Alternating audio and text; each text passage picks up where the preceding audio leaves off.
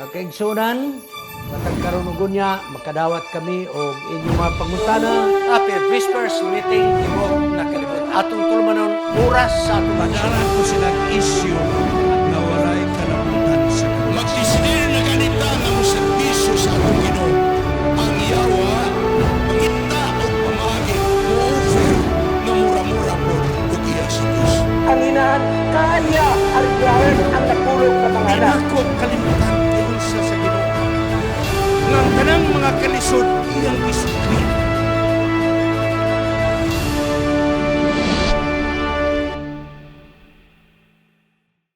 Happy prayer meeting sa Tibok Kalibutan. Ang atong Isanis Media Ministry, Cagayan City, magkikaubang kaninyo pipila ka mga gutlo alang sa atong tulumanon oras sa atong leksyon. Mukha ng panahon nga atong i-discuss, atong i-simplify, himo na itong yano kayo ang presentation sa leksyon aron masabtas tanan igo nga kung kamo magtudlo sa inyong Sabbath School class, masayo ninyo i-presentar ang atong lesson. Sa pagsugod, mag-apo kita. Gamahan nga Diyos ka nagkas mga langit. Salamat, ngayon kami gatagan ng higayon sa pagtuos sa imong mga pulong. O ang mga leksyon nga among makuha, may tungod sa pagkamainampo diya kanimo, amo kining kinabuhi ano ba sa grasya, nga dili gyud kami malimot sa pagpasalamat kanimo, sa kalisod o sa kasayon, sa suliran o sa kalipay. Kanunay kami mag-ampo pagpasalamat niya kanimo. Kining tanan among pagayoon sa ngalan ni Jesus Manluas. Amen. Mga kaigsunan, ang atong topic karon, prayer warriors. Di ko na lang na-translate. Kay suhito naman taniya ng pangalan. Buti pa sabot, pundok sa mga katawan nga nag-aampo. Prayer warriors. Nagyon din ang atong text, nahigugma ako sa Diyos tungod kay siya maminaw sa akong tingog, sa akong mga hangyo. O iyang ikiling ang iyang mga dalungan nga hikanako. Busa ako magatawag kaniya samtang ako buhi pa. Ang teksto ng pasalig ng Diyos kung atong sampiton pinagis pag-ampo, mutubag yun siya. Mga nagyon sa Mr. David, samtang ako may kinabuhi, ako magasampit kaniya. Sulay ko no pag huna-huna. Nga bago lang yung ka nag-istorya sa imong asawa, sa imong bana nga lambing yun kayo. O kasi imong higala nga chika-chika nga manipay yun kayo. Dahil kalit nga nausap ang inyong relasyon na guba. Mao ni mga kaigsunan. Kung unsa may katarungan, basta kay nadaot ang inyong relasyon. Sa mga pagkaagi mga kaigsunan, ang atong pag-ampo mo niyang suod nga relasyon nato ngadto sa Dios. Ato ning batasanon nga kita may kigsuod, magkigsulti sa atong Dios pinaagis pag-ampo. Mapatkas magunta pag-ampo tungod kayo sayang atong relasyon na maot po sa tubangan sa Diyos. Bago na ta nakiksugilanon sa Diyos, unya kalit nga nisimangta. So na daw ang atong relasyon mo nang di na ta maulaw ta mong sampit sa atong Ginoo. Sa barang kasulatan, daghang mga katawan nga sila nag-ampo sa tininood gayon o kini nakausab sa ilang kinabuhi. Apadili lamang ilang kinabuhi mo inusap, pambisag pa ang mga tao nga na siyang palibot na takdan sa kausaban sa ilang kinabuhi. Sa mayagi na itong leksyon, atong gito ng Biblia, nga kini importante kayo ang Bible nga makausab sa kinabuhi sa tao. Sa mga pagkaagi, ang pag-ampo sa importante kayo nga ato kining tunan tungod kay kinigiyahan kita kung unsa ang matinud. Ano nga pag-ampo? Aron kita usab masuod ang atong relasyon ngadto sa atong Ginoo. Una na to, pagsaysay ang kinabuhi ni Daniel. Kaya natong iskutan, prayer warriors. Mga tao sa pag-ampo. Ato na sir mga kaigsunan na si Daniel, gituyo niya nga di isa mukaos pagkaos sa hari. kay iyang ginipensahan ang iyang maayong paglawas. Og ang Diyos nagpanalangin kang Daniel og sa iyong tulo ka mga higala nga lahi ang ilang paglawas magsimsog kaysa uban. Kay ang Diyos nagpanalangin man kanilang tanan. Busa mga kaigsonan ang iyang siya og tulo niya ka mga higala sa Misak Abednego. Gihatagan sa Diyos og pinasay nga kaalam. Gihatagan sila sa Diyos sa pagsabot sa mga damgo ug mga pananawon. Mo hinungdan igsoon nga sila promoted. Gihatagan og dagko nga katungdanan. Si Daniel igsoon ligon kayo nga iyang gi-maintain ang iyang koneksyon sa atong Ginoo. Sama sa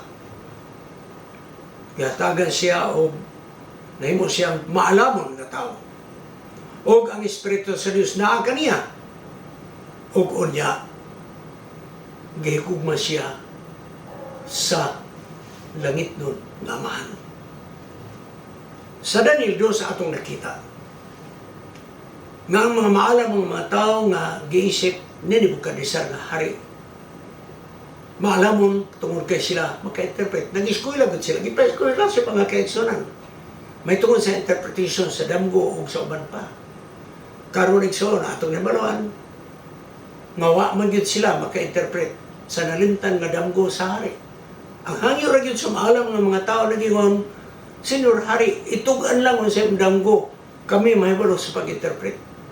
Busa nagingon si Hari Nebukadnezar, kung di man mo maka-recall sa ako nga damgo o sa interpretation, ang tanang maalamon nga tao, patyon. Maapil si Daniel kay scholar dito sila, mga kaigsunan. Busa, si Daniel nag-ampo, mga kaigsunan. Nag-ampo siya. Ang ginarian mga kaigsunan, musaka ug manaog. Miabot ang panahon nga ang ginarian sa Babylonia napildi sa Medo-Persia. Hinubdo man nato nga si Daniel, Sadrach, Misak, Abednego tag-aso katungdanan sa ginarian sa Babylonia. Pagkapildi sa Babylonia, ang mihari mao ang Medo-Persia. Apan mga kaigsunan, pagkadalaygon ang Ginoo, nga bisag bag-o na ang administrasyon, nagpabilin gapon si Daniel ug iyang kaubanan sa taas nga katungdanan. Tungod kay nagingon ang Daniel 6:3 ng Espiritu sa Dios naa kanila. Mahinungdan nga ang hari na kaunaw na nga ipabilin sila sa ilang taas nga katungdanan. Tungod na Daniel 6:4 nagingon nga siya matinudaanon o walay sayop ni mansa nga makaplagan diha kaniya. Apan taliwala ni ining taas nga katungdanan nga gihatag sa bagong hari nga si Cyrus mga kaigsunan sa Medo-Persia. Ang iyang mga kaubanan igsoon nga agrabyado nga na-promote siya. Mga gitawag na itong professional jealousy. Nangitag pamagi. Gipapirma ang hari, si Darius, nga wala laing sibahon ang Diyos ragyod sa hari.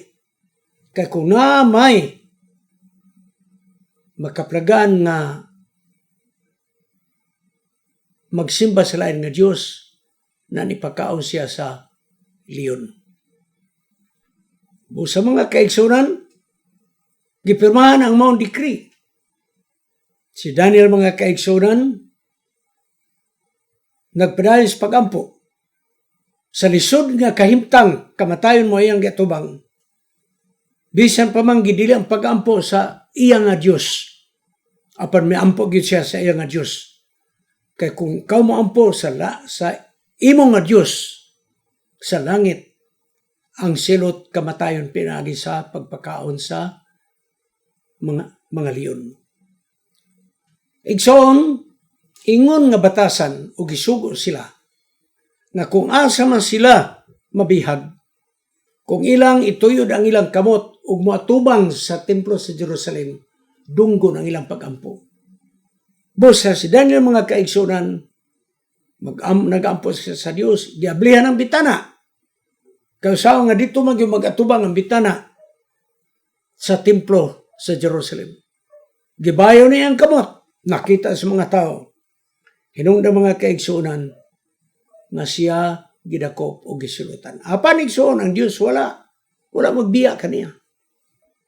Si Daniel mga kaigsunan, ano yung physical nga ginabuhat sa pagampo. Nagluhod siya, pagpasalamat o paghangyo. Ang armas ragyod ni Daniel sa panahon sa kalisod nga nagatubang sa kamatayon, mauragyod ang pag-ampo. Unsa man igsuon ang isakto nga posisyon sa pag-ampo. Tinuod ba gyud nang ang tanang pag-ampo magluhod? Unsa man ang tanang posisyon sa pag-ampo? Atong tanawon mga kaigsunan. Lucas 22:41, buhat 7:60, buhat 9:40, buhat 20:36, ani ang mga posisyon sa pag-ampo, mga kaigsunan. O ang pag-ampo igsuon, dili lamang sa panahon nga maayong panahon. Dili lamang sa panahon sa malisod nga panahon. Sa tanang panahon, mag-ampo kita o ama kita makigsulti sa Dios nga sama kita nakigsulti sa atong higala. Sa mga pagkaagi mga kaigsunan, sa maot nga panahon, makigsulti kita kang Ginoos. Sa maayo nga panahon, kita makigsulti ngadto ni Ginoos. Kaya ang pag-ampo na gawin si Ellen White, Steps to Christ, page 93, ang pag-ampo mo pag-ablik sa kasing-kasing sa tao, sama ra nga ablihan ang kasing-kasing sa imong higala. Ang pag-ampo, dili lamang nga ikaw nakiistorya sa Dios, apan imong gisultihan ang yawa, ngawa na kay labot kaniya, nag-ampo na ka sa matuod nga Dios. Indirekta ay mong gisulot ng yawa, wa na kay labot nako, kaya ako iya na sa Diyos. Sa buntag mga kaigsunan, magluhod alang sa pag-ampo. Kana, timailhan nga, imong gisulti nga to sa Diyos, nga dili na kaya usakop sa kaaway nga moong yawa. Ang pagluhod sa pag-ampo, nagapasabot nga imong gitugyan ang tanan diha kanimo. Imong gisubmitar sa Diyos, uban sa imong pagpawos. Kung magluhod kita sa pag-ampo, atong ipakita nga kita anda mo dawat unsay ipabuhat sa Dios kanato. Nagluhod kita kay siya labaw, mudawat kita kung unsay responsibilidad. Apan igsoon dili lamang ang pagluhod nga makaplagan natong pag-ampo. Napoy pag-ampo nga makaplagan sa Biblia nga nagtindog. 2 Crónicas 25:6 o 13, Unang Samuel 1:26, Job 30 versikulo 20, Lucas 18:11 o 13. Kinigsoon mga teksto nagasulti nga adunay nag-ampo nga nagtindog. Dunay sa pag-ampo nga naglingkod. Ikaduhang Samuel 7:18. Sigsoon may nagluhod, may nagtindog, may naglingkod, nag-ampo. Ang uban mga kaigsunan kanang muhapa gyud sa yuta nga idapat gyud ilang naong sa yuta sama sa atong mga higala diha nga dili mga Christians. Ilang kining nabatasan nga musabmit sila sa hari, muyaka gyud mga kaigsunan. So, unsa man gyud ang i-prescribe sa Biblia, unsa ang isakto nga positions pagampo. Igsoon, may maglingkod, may magluhod, may nagtindog, may muhapa. Walay specific o absolute nga position.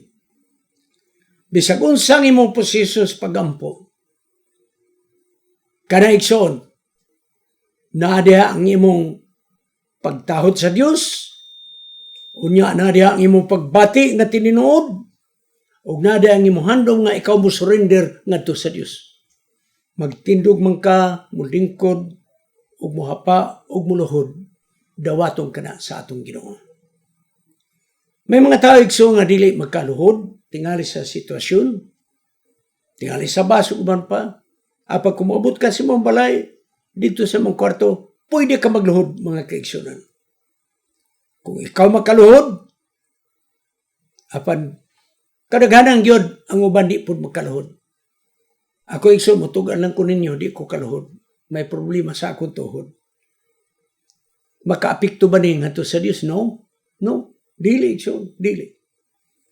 Kaya ang Bible, mga kaigsuunan, nagahisgot sa nagampo nga nagluhod, nagtindog, naglingkod. Okay, mo ato taas kinabuhi ni Enoch. Ang Biblia wala magasulti og daghan mahitungod ni Enoch. 300 katuig ang iyang panuigon. Padigson mo lang yun ang description sa Biblia. Genesis 5:22. Enoch walk with God. Si Enoch, mga kaigsunan, milakaw kauban sa Dios. Pagkatahon mga sinultian, milakaw kauban sa Dios. Onya, gilalin siya ngadto sa langit, mga kaigsunan. Gilalin ngadto sa langit.